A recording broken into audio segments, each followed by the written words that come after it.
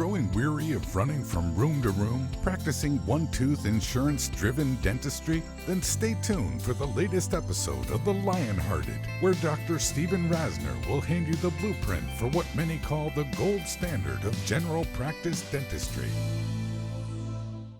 Hi, everybody. It's Dr. DrRasner.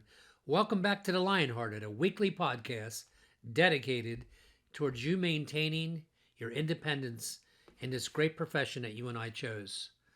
That's right. That's the only agenda I have, to help you maybe simulate some sort of model of what I've been able to create over the last 39 years. And if I look a little tired and disheveled tonight, it's because it's a Monday and I rarely do these podcasts after I work. But you're catching me in the height of lecture season, so I'm on the road a lot on the weekends and I don't have as much time. But I'm glad to do this one for you tonight, because when I do it after work, a lot of things happen at work that resonate, that I remember and I can share with you, that I know you can relate to. And the first thing I'm going to tell you about is today there must be an epidemic flu out there, because today the Monday flu was everywhere in my practice. I mean, is it amazing that I do these podcasts, that I talk about the fact that your staffs need to be really considerate about when they call off? But it happened to me today to the tune of not one employee, not two employees, but three, on a Monday. And it's Columbus Day, by the way. What a convenience. I'm sorry, staff members out there listening. Not my staff. Other staff members listening. You know what? It's hard for me to put my arms around it. That the Monday, October, kids are off, and somebody's sick. Just tell me you want the day off. Just tell your boss. Boy, it'd be really nice if I could spend that Monday with my kids. That would be great. That would be a lot better, because we could prepare. I'm sorry, I had to get it off my chest. So anyway, you can reach out to me, and a lot of you do, and I really appreciate it, because I think we're well in to this podcast history at this point, and it's pretty clear that I'm not going to get thousands and thousands of downloads per month, but I have a pretty strong following, and I get a lot of emails from a lot of you from all over the United States and sometimes around the world. And it sounds enough like I'm helping some of you to motivate me to keep going. I just gave a course 2 weeks ago in my office. I don't mind telling you, it's pretty cool. My triad of success for the average dentist, meaning just about all dentists in the world: obtaining an oral sedation permit, learning how to atraumatically remove tooth, learning how to graft sockets, and then learning both surgical and implant dentistry. I would say that's the cornerstone of one of my messages, because it allows you to be independent. And I think for the price you paid to go to college for 4 years, to go to a dental school, to take all the necessary CE that you have to take, you're damn right I think you should be independent. You're darn right I don't think that your future should be dictated by corporations or potential bonuses that those corporations will give you if you reach certain goals. No, I'd rather you be in control of your own destiny, of your own future, and I've done it for 39 years. And I got news for you. It's a little easier today than it was doing what I'm doing than even 10 years ago, because there's less of me, so there's less of that choice for the consumers out there. There's less independent dentists that are dedicated to beautiful crown margins, beautiful perio, and optimal oral health, and less motivated by production quotas, by worried about how much money they're going to generate per week and whatnot. Not that that's not a part of my dynamic. It is. I just don't worry about it, because when you follow my blueprint, it just comes with it. territory. And I'm saying to you, to the average consumer out there today, it's makes you more unique. But there's a lot more that goes to it than that. So if you're tuning in for the first time, see how this feels to you, and then maybe go back and check out, the multitude of podcasts that I now have in the library. But what I want to talk about tonight are two really important things that kind of came out of my day today, okay? And the first one is critical. And if you don't even listen to the whole 20 plus minute session that I do with you, please listen to this one and write to me if you want more information. And here's what it is. Now, this will sound more cogent to the dentist that may be doing 1 million plus at this point, but I really believe you should get in the habit of doing this very early on. And that is, never totally trust the person that's giving you the numbers. I guess unless that person's family, meaning your husband or your wife. Outside of that, I don't care if they work for you for the last 25, 30 years.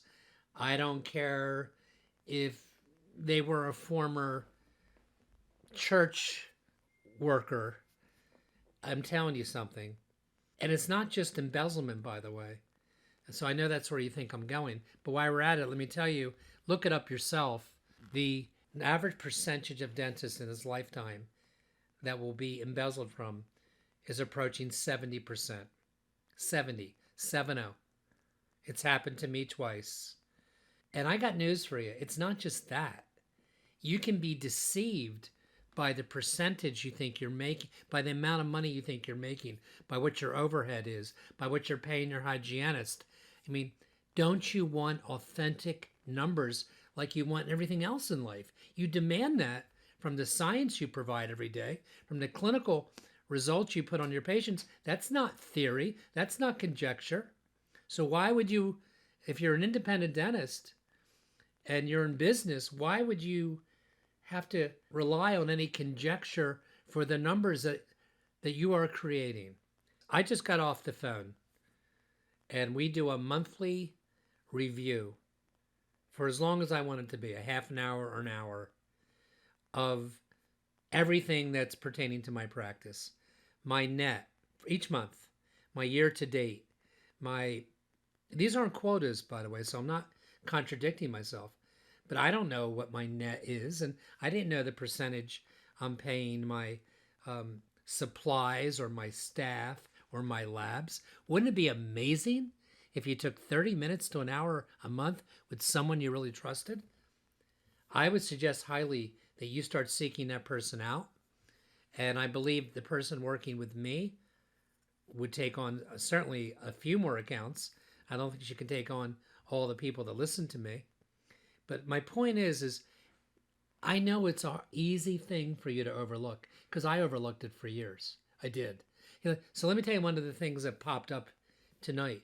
My accounts receivable seem astoundingly high, which is really shocking to me, because one of my cornerstones that I invoke you to emulate is to get paid up front. So how could my accounts receivable be out of whack? And even if they aren't, I'm going to be looking into it tomorrow. I am. So I really think one of the things of your freedom to the future, and not finding out, 12 years into practice, that you've been either embezzled or misled. Either one's pretty bad. That you think you have X amount of dollars now, and you don't, in your bank account or whatever. I mean, do you sign your own checks? I didn't for years. Do you look at your own bank accounts? Listen, we're in a business that allows a lot of intimacy with different staff members. We trust them. It's not even a matter to me whether they're actually stealing from you or not stealing from you. I mean, of course that bothers me. It's more a matter that you really know the score. I had an incident in my practice now about 30 years ago, maybe 20 years ago, 25, where it's ironic because I was at a Pete Dawson retreat course, and these courses were held purposely in the mountains, and everything was peaceful. You weren't allowed, there was no television or anything like that. And I found out during that retreat that my bank account that I thought had significant 6 digits in it had nothing in it because I had just released a person that had been with me for many years. So listen, God willing, it'll never happen to you. It doesn't happen to 100% of us, but I don't want it to happen to any of my people. So that's part of the purpose of me being here, is to minimize the bumps in your career and maximize the potential. So that brings me to another thing. It's interesting because I'm doing this, as I've already told you, after work. Just because I do the big numbers that you hear me talk about doesn't mean that every week and even every month is amazing. It all adds up pretty much every year in my career, with the exception of 3, that we go up a little bit. Now, we went up significantly for my first 29 years. Then we hit a 3-year slump where my practice dropped $700,000 over those 3 years, which was significant because at the time we were doing a little over 4 million. And, at the nadir of that cycle, we were doing like 3.3. And a lot of my expenses didn't seem to go down at the same time. I never laid off staff, which I'm not saying that's what I would tell you to do. But with the exception of those 3 years, we've gone up every year. Now, it's interesting. I'm going to tell you something I've never said before. Why haven't I continued to ascend and break through the $5 million barrier in these last 10 years? You know what the truth is? I don't think I cared enough to do that. I stopped doing things to increase my production because, quite frankly, I was pretty okay and am okay with where things are at. I'm not 45 years old anymore. And so I'm kind of fine with not working quite as hard. We're still going up, by the way. We're just not going up and breaking through previous barriers. And that's because I stopped doing a lot of things that I probably need to do, more goal setting and things like that. So let me get to the point of this particular podcast. I want to talk about the anatomy of a slump and what not to do to get in that slump. There's a great book out there on implants called Complications by Randy Resnick and Carl Misch. And that's a great book because the way to become a successful implantologist is to read through all the possible complications and not do them, right? So now I'm talking to you about exactly that prospect when it comes to running your practice. I'm in a slump right now. So how do you know you're in a slump? There's no science to this, but if your numbers drop more than a week, certainly 2 weeks, to me, the time to react is the first week. And it's positively the time to react the second week. So there is a slide when I present. It says, everything counts. Be vigilant. Okay? So what are the symptoms that you're in a slump? Number 1, decreasing cash flow. Absolutely. Number 2, hygiene breaks in your schedule. Because and I know, when you are cruising, I've always said this, when you want a really killer week, it comes from a couple sources. It doesn't come from one source. And if you want a killer year, those sources have to be feeding you every week, every month of that year. And that would be patience and recall for sure, that maybe you haven't seen in a year, that have come back to you, right? That need new work. That is by far, in my practice and in my history, one of the best sources of having a great week. A returning patient is even better than a new patient, if you really think about it, right? I mean, they've had your work before. They're familiar with your fee schedules, to some degree they are, and they trust you, and they're coming back to you. That is why having some kind of mandated recall in your office, which is one way to avoid a slump, to always have people in your practice. If I had 2 people working for me, those 2 would be mandated to do 5 recalls a week. Now, let me explain real quick. Here's the problem with mandating it. What are you going to do if they don't get recall? You're not going to fire them, right? So I have two ways I get recall in my office. One is I bribe the employee. I'm saying that with a straight face, but it is kind of what I do. I pay them for the recall. What do I pay them? This is a podcast, so I have to be honest. Up until this year, I paid $10 for a recall. And don't even give me the crap that, well, they shouldn't get paid as part of their job. Really? Try that and see if that works. Recall is a valuable commodity. That is somebody that is over 6 months due that is not in the book. So a recall is not somebody that broke an appointment and you reschedule them. That's a reschedule a patient. It's somebody that's not on your books that you found by doing recall. And when they come into the office, the way we do it is we pay for every 10. Okay? So I told you I pay $10 a recall. And that is what I think the number should be. I really wanted an influx 6 months ago. And there's only 2 people, by the way. And that's going to happen to you too. Because you offer a bounty for a recall doesn't mean everybody cares. You know, I have one hygienist. She's married to a doctor. I mean, I don't know if they're rich, but she certainly does better than some of the single mothers that work for me, to be quite honest. So I've never heard her ask to submit a recall for me. I wish it didn't work that way, and I've tried everything. I've tried mandating. I used that word already. Its problem with that is, I mean, there's nothing wrong with it, especially if you have a big practice of 10 or more staff members, because even if they get 1, 2, or 3, 3 times 10 is 30 patients. So recall is huge. Tremendous. Another thing is, are there lack of new patients? A slump, to me, is manifested by a decrease in cash flow. And I'm in a slump right now. I've been in it for 2 weeks. And you know what's funny? I mean, I'm having a good year. I know by getting off the phone with my person that I do the monthly bookkeeping with, that we do that FaceTime, by the way. I know that I'm having a good year. I don't think I'll ever outgrow this reaction-based personality that I think you should have if you've put as much into your practice as I have over the years, and I know many of you have.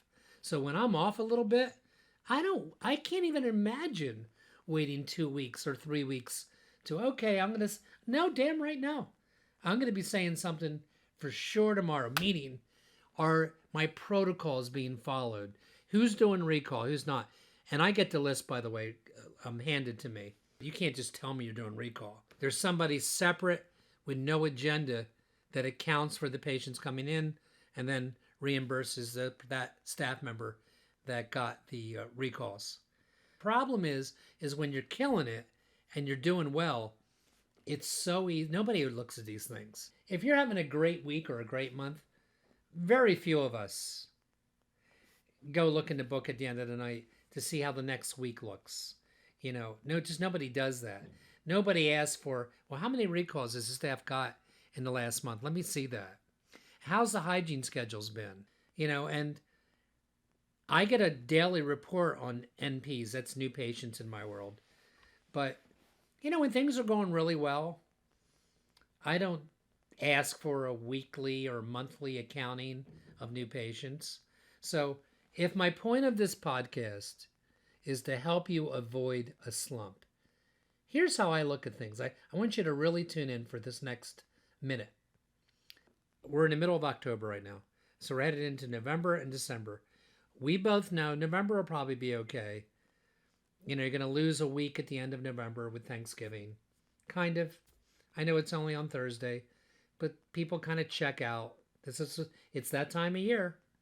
And then December, God knows what's going to happen. It can be a great month of a year or an okay month. It's certainly not an okay final week. And then the next week stinks as well, right? And this is a guy that's been in this for a long time, doing the numbers I've told you, and I'm still in touch with that very real fact I just gave you. So you want to balance that out? Start getting recalls in right now so that you were set up to go through that. Look at your new patient report. Is it decent? Do you need to change your marketing right now before the end of the year? Because even if ever all the wheels are churning at maximum productivity, we are going to be realistic. We're entering a part of the year where 3 of the weeks, the week of Thanksgiving, the week of Christmas, and the week of New Year's, aren't record setters. And I think this year they're really on odd days, which makes it even harder. You see how I think? Look, you can afford when you use every week, when you think every week out the way I am, when you plan ahead. When's the last time you mandated recall in your office? Do you even have a recall system? I'll tell you something we used to do. We used to call it the Rambo Purge. Here's an example of something I stopped doing. And it's going to happen to you too. Even great programs that you set up somehow will slip through the cracks. So our Rambo Purge was, I would pay 3, sometimes 4 staff members to come into the office on a Friday, because that's when we're off. And if we weren't off Fridays and I had to pay them time and a half on a Saturday, I would do it, because it's only a 3 to 4 hour project. And what you're going to do is have one person on the phone making the recalls, one person pulling charts on who's overdue past 6 months. Now, I know today you can do all this through the computer, of course. Then you have 1 to 2 people researching the charts. That's the key. You can't call up a patient that's been overdue 6 months and say, oh, you've been overdue 6 months. We'd like you to, see if we could schedule your appointment. No, you have to find something more appealing or more call to action than that. You look for patients that are overdue 6 months that had significant work. Now, in my practice, that's a lot of patients because we do comprehensive exams on everyone. And, even though a lot of people put it off forever, and hopefully they'll become that one-day patient that's ready to have work done, a lot of people have had work done by us. And it's very easy for, Cheryl to get on the phone and say, hi, it's Cheryl from Dr. Rasner's office. How's your mouth? How you doing? It's small talk for about 10 seconds. And then it's, hey, I noticed that you had a lot of work done in 2018 and somehow we haven't seen you. So, the best way to prevent having to invest serious money in your mouth and to protect what you did do is naturally for us to maintain it for you. So when can I schedule you? And you could be specific. You can talk about an upper right implant, an upper right crown and root canal you did. Some connection between, because you have one opportunity, if they answer that phone, to make them call to action. Otherwise it's going to be, can I call you back?